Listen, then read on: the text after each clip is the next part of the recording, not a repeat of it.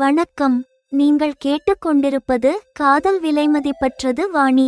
நான் உங்கள் தொகுப்பாளர் வாணி. கடந்த எபிசோடில் அல்கா மேம் எனது திருமணத்தை பற்றிய பேச்சை தொடங்கினார். இன்று எனது அப்பாவின் காதலை பற்றிய அல்கா மேமின் தத்துவார்த்த புரிதல், நான் நிராகரித்த யோகேஷ் ஜியின் விசித்திரமான முன்மொழிவு மற்றும் எனது பிரிவின் துயரத்தை எப்போதும் முடிவுக்கு கொண்டு வந்த அந்த நற்செய்தி பற்றி நீங்கள் கேட்பீர்கள். அல்கா மேமின் தத்துவார்த்த புரிதல். திருமணத்தில் உறுதி. ஸ்வப்னில் இன்னும் என்னை திருமணம் செய்து கொள்ள விரும்புகிறார் என்பதை அல்கா மேம் உறுதிப்படுத்தினார். ஆனால் நான் எனது தீர்க்கமான பதிலைச் சொன்னேன். என்னால் அப்பாவை தனியாக விட முடியாது. எனவே என்னால் திருமணம் செய்து கொள்ள முடியாது. தனிமைக்கான தீர்வு. அப்பாவின் மனரீதியான மற்றும் உடல் ரீதியான தேவைகளை பற்றி மேம் வாதிட்டார். ஆனால் அப்பாவிற்கும் மேமுக்கும் திருமணம் செய்து வைக்கும் எண்ணத்தை நினைத்து பார்க்கக்கூட எனக்கு துணிச்சல் வரவில்லை. காதலின் மாற்றம். ஆழ்ந்த சிந்தனையில் நான் புரிந்து கொண்டேன் அல்கா மேம் ஏன் 45 வயதில் திருமணம் செய்து கொள்ளவில்லை என்று. இப்போது அவரது காதல் ஒரு சகோதரியின் பாசமாக மாறிவிட்டது. அவரை திருமணம் செய்து கொள்ளச் சொல்வது பெரிய தவறாக இருந்திருக்கும். உணர்ச்சிகளும் சுயக்கட்டுப்பாடும். பிரிவின் துயரம். ஸ்வப்னிலின் முறையான திருமண முன்மொழிவு எனது மனதை இனிமையான கற்பனைகளாலும் ஆசைகளாலும் நிரப்பியது. நாம் ஒன்றாக கழித்திருக்க வேண்டிய இந்த நேரத்தை பிரிவின் துயரத்தில் கழிக்கிறோமே என்று எனக்கு தோன்றியது. ஒரு கணநேர பைத்தியக்காரத்தனம், ஒருவித வெறி என்னை தொற்றிக் கொண்டது. என்னை கட்டுப்படுத்திக் கொள்ள நானே எனது கன்னத்தில் ஒரு அறை கொடுத்து கொண்டேன். அது வலியை தந்தது, ஆனால் என்னுள் இருந்த உணர்ச்சி வேகம் அடங்கியது. விதவை கணவரின் முன்மொழிவு நிராகரிப்பு. உண்மையின் சோதனை. நான் யோகேஷ் ஜியை ஒரு சிற்றுண்டிச் சாலையில் சந்தித்தேன். அவர் மிகுந்த நம்பிக்கையுடன் காணப்பட்டார். அப்பாவின் உதாரணத்தை கூறி நான் சொன்னேன், 45 வயதிற்கு மேல் இது உடல் தேவையை விட மன தேவையாக மாறிவிடும் என்று நினைக்கிறேன். எனவே ஒரு துணையை இழந்தவர் திருமணம் செய்து கொள்வது நல்ல முடிவு. முன்மொழிவுக்கு முற்றுப்புள்ளி. அவருக்கு வருத்தம் தரும் ஒரு ஆலோசனையைச் சொன்னேன். நீங்கள் திருமணம் செய்து கொள்ளுங்கள், ஆனால் துரதிர்ஷ்டவசமாக துணையை இழந்த அல்லது விவாகரத்து பெற்ற ஒரு பெண்ணை திருமணம் செய்யுங்கள். இறுதி காரணம். யோகேஷ் ஜி ஏமாற்றமடைந்த போது நான் இறுதி காரணத்தை சொன்னேன். உண்மையில் எனது திருமணம் அமெரிக்காவில் வசிக்கும் இந்திய வம்சாவளி இளைஞன் ஒருவனுடன் நடக்கப் போகிறது. நான் சிரித்துக்கொண்டே சொன்னேன், இல்லையென்றால் அவர் வேறு ஏதேனும் திருமணமாகாத பெண்ணை தேடிக் கொண்டிருப்பார். இறுதி நற்செய்தி. சுயத்தீர்வு. யோகேஷ் ஜியிடம் கசப்பான உண்மையை கூறிய பிறகு இன்று எனது பார்வையில் நான் ஒரு பிரச்சனையாக தெரியாமல் ஒரு தீர்வாக தெரிவதாய் உணர்ந்தேன். மகிழ்ச்சியான அழைப்பு. சுமார் 15 நாட்களுக்கு பிறகு ராஷிலிடமிருந்து அழைப்பு வந்தது, அதுவும் மிகுந்த உற்சாகத்துடன். ராஷில் அந்த நற்செய்தியைச் சொன்னாள். வாணி, ஸ்வப்னில் அடுத்த வாரம் இந்தியா வருகிறார். ஸ்வப்னில் இந்தியா வருகிறார். இது எனக்கும் எனது அப்பாவிற்கும் இருக்கும் தனிமைக்கு நிரந்தர தீர்வை தருமா? எனது காதலை வார்த்தைகளால் என்னால் அங்கீகரிக்க முடியுமா? காதலின் சுயக்கட்டுப்பாடு. ஒரு முன்மொழிவின் நிராகரிப்பு மற்றும் ஸ்வப்னிலின் வருகை. காதல் விலைமதிப்பற்றது வாணி இல். நீங்கள் கேட்பது எபிசோட் 63. அப்பாவின் காதல், யோகேஷ் ஜியின் முன்மொழிவு நிராகரிப்பு மற்றும் ஸ்வப்னிலின் வருகை. இதனால் என்ன மாற்றம் ஏற்பட போகிறது? அமெரிக்காவில் அப்படி விசேஷமாக என்ன நடந்துவிட்டது? மேம் பதிலுக்கு பதிலாக 2 கேள்விகளை கேட்டார். உண்மையில் இந்த விஷயத்தை ராஷிலும் என்னிடம் கூறியிருந்தாள். ஸ்வப்னிலுக்கு முன்மொழிய பல வாய்ப்புகள் இருந்தன. இருப்பினும் அவர் என்னிடம் சொல்லவில்லை. அதனால்தான் கேட்டேன் என நான் காரணத்தை விளக்கினேன். ராஷில் கடைசியாக 2 நாட்களுக்கு முன்புதான் இதைச் சொன்னாள் என்று அவர் புன்னகையுடன் கூறினார். இதை கேட்பது எனக்கு நன்றாக இருக்கிறது. இதன் பொருள் ஸ்வப்னில் என்னிடம் சொல்லவில்லை என்றாலும் அவர் தனது பழைய முடிவில் உறுதியாக இருக்கிறார். ஸ்வப்னில் ஒரு நல்ல பையன். அவரை திருமணம் செய்வது எனது அதிர்ஷ்டம். இருப்பினும் எனது பழைய முடிவில் நான் உறுதியாக இருக்கிறேன். என்னால் அப்பாவை தனியாக விட முடியாது. எனவே திருமணம் செய்ய முடியாது எனச் சொல்லிவிட்டேன். இந்த பதில் நான் ஏற்கனவே சிந்தித்து வைத்திருந்தது. சில நாட்களாக எனது அப்பாவும் அல்காமேமும் திருமணம் செய்து கொண்டால் நான் கவலையின்றி ஸ்வப்னிலை திருமணம் செய்யலாம் என்று நினைக்கிறேன்.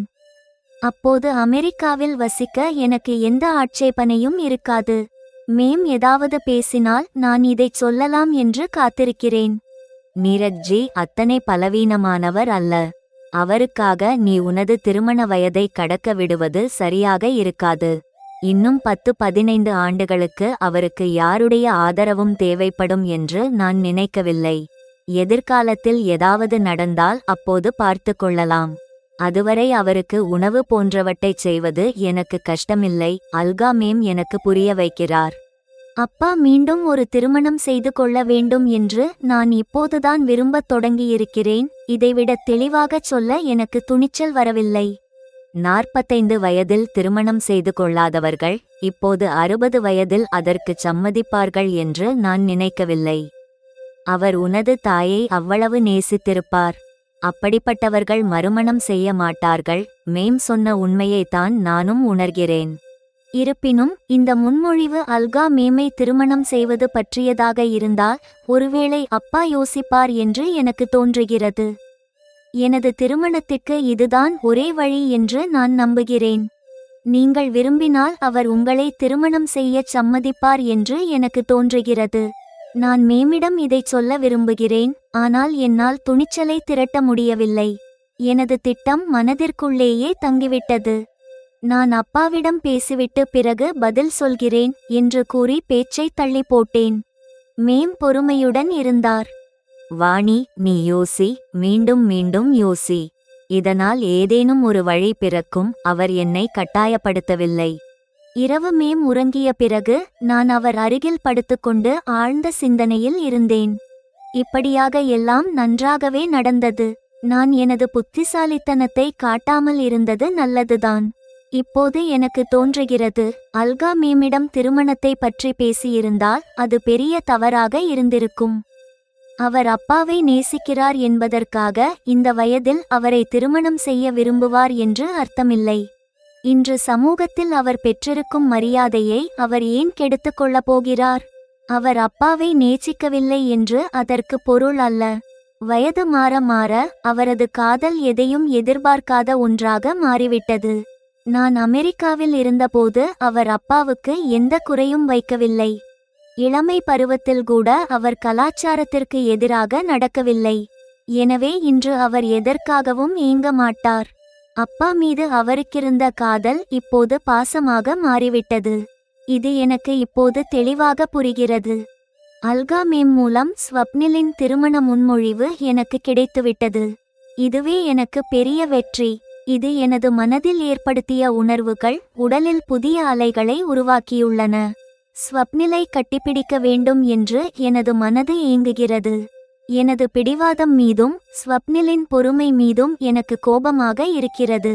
நாம் ஒன்றாக கழிக்க வேண்டிய நேரத்தை பிரிவின் துயரத்தில் கழிக்கிறேன். ஒரு நொடி பைத்தியக்காரத்தனத்தில் எனது கன்னத்தில் நானே அரைந்து கொண்டேன். அது வலியை தந்தது, ஆனால் என்னுள்ளிருந்த உணர்ச்சி வேகம் அடங்கியது. காட்சி மாறுகிறது. நான் பல நாட்களாக யோகேஷ்ஜியை சந்திக்க விரும்பினேன்.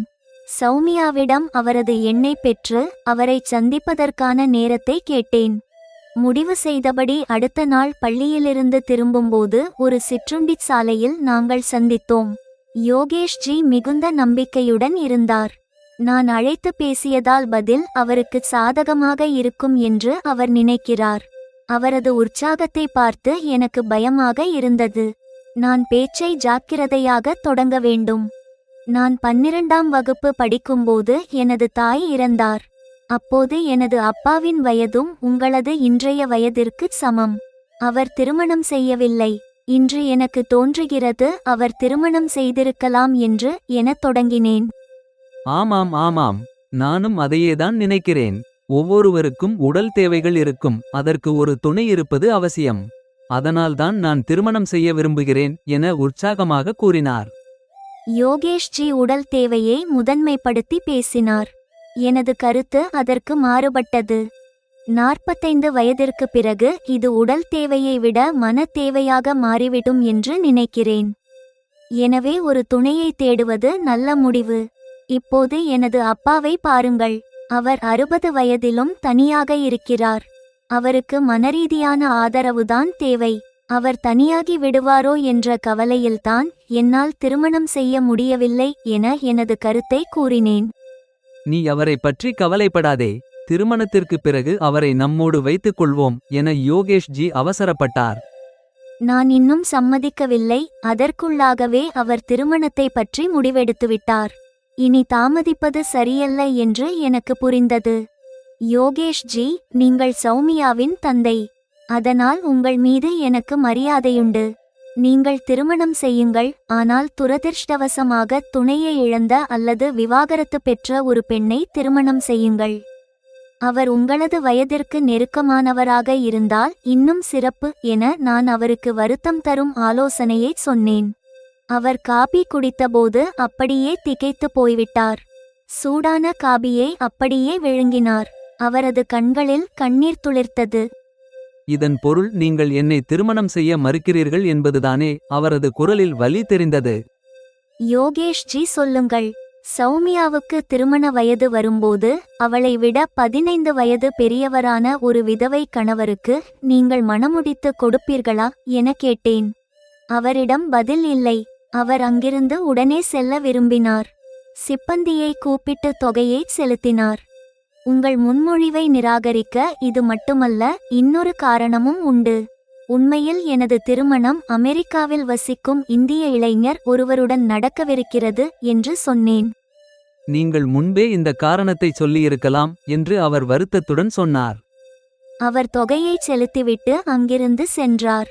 நாங்கள் இருவரும் உணவகத்திற்கு வெளியே வந்தோம். நான் சௌமியாவை இதற்குள் இழுக்க விரும்பவில்லை. ஆனால் நான் இப்படி சொல்லவில்லை என்றால் நீங்கள் வேறு ஏதேனும் திருமணமாகாத பெண்ணை தேடிக் கொண்டிருப்பீர்கள் எனச் சிரித்துக்கொண்டே சொன்னேன். யோகேஷ் ஜி ஏதும் பேசாமல் மௌனமாகச் சென்றுவிட்டார்.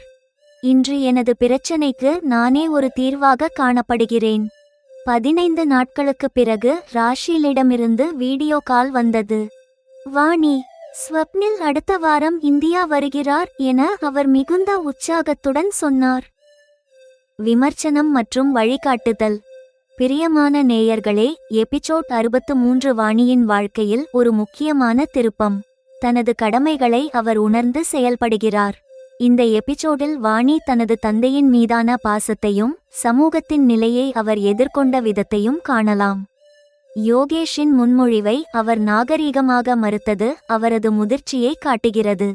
ஸ்வப்னிலின் வருகை கதையில் புதிய வேகத்தை தந்துள்ளது.